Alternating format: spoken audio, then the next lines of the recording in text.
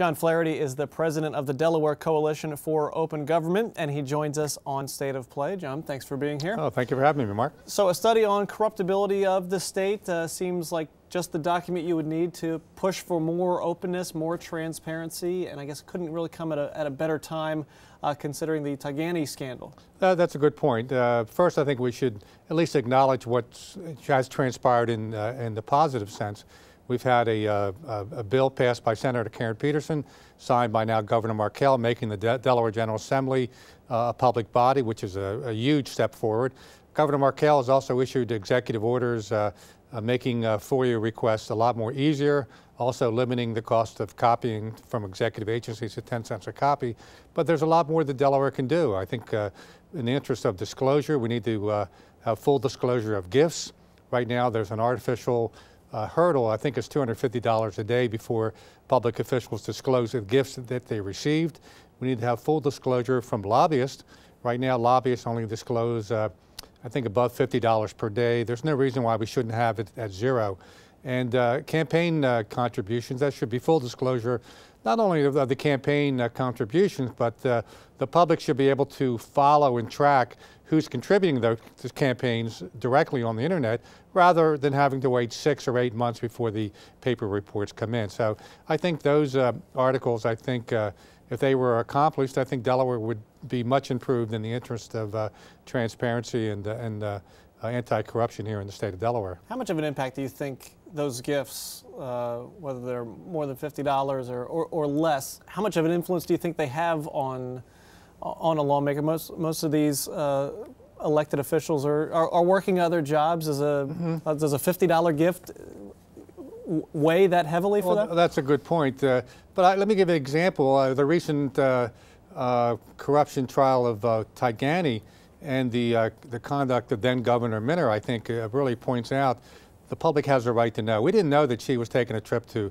Quebec. We didn't know that she was granting favors to this special interest. So if Taigani had registered as a lobbyist and disclosed that, we would have known the relationship between Taigani and then Governor Minner. And Governor Minner, as the chief executive of the state, she should have set the example, and she didn't. She did not list that as a gift. She said it was less than $250.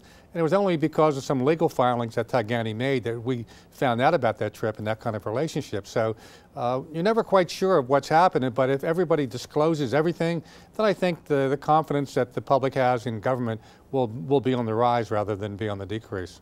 You mentioned a number of steps that the Markell administration has taken, Senator Peterson, as far as making the Legislative Hall more open. Still some steps to go in that. What else needs to be done? Yeah, one of the things they did when they passed the open government to include the General Assembly, they excluded emails. Now, I could see excluding emails from individuals to their legislators, but for example, legislators who are lobbying other government officials on behalf of a special interest, I think we have a right to see those emails. Most communications today are email communications. They're not through the old snail mail. And I know of one example where a business, a small businessman from Newark, was the object of some retribution between a legislator and a regulator, and he found out about it through inspecting his files in the Department of Insurance. So I think that businesses particularly would like to be aware of how they're doing compared to their competitors, and I think including email communications between legislators and regulators will go a long way in helping to assuage any point of corruption or advantage that somebody may have over somebody else. This report talks a little bit about the Delaware way, that business leaders sometimes, and especially in the upper echelons, have a very cozy relationship with lawmakers that sometimes can cause things to be done between lawmakers and business leaders that don't necessarily see the light of day. Is that a problem in this state? Well, I think it is. You know, it's an asset plus a problem. It's an asset in the sense that you want to make sure that things can get done, and things can get done here in the state of Delaware. And when you take a look at the logjam in the federal government, you could see the advantages of the Delaware legislature over the national. But at the same time, I think we need to have openness and transparency. And the Delaware way, which I think is perpetuated by this redistricting that we don't have. We have redistricting basically done by the legislators to perpetuate the incumbents.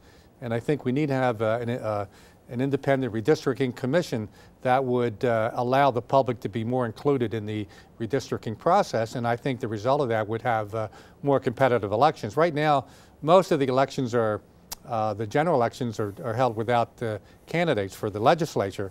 Most of the competitive races are in the primaries. And I think we do need to get back to having more competitive general election races. And I think having an independent redistricting commission would go a long way to accomplish that. You and I talked last week for an article that's on newsworks.org/Delaware about improvements in the state, especially going back over the past decade at the state level, but also at the top of Newcastle County. Yeah, I think, again, when you come back to disclosure, if the public has the access to find out what our elected officials are doing, what our public officials are doing, I think many of them would take a second look at not doing the right thing. And I think having themselves being exposed in the court of public opinion, the recent Atkins case is a good example. Here's a state legislator helping go into the local work release to get 2 prisoners to come out to help him put brush on the fire, and he's chairman of the House Corrections Committee. Clearly there's an appearance of impropriety with that, and I think that's the kind of nonsense that I think that the public looks at and says, geez, you know, just another example of politicians taking advantage of the system.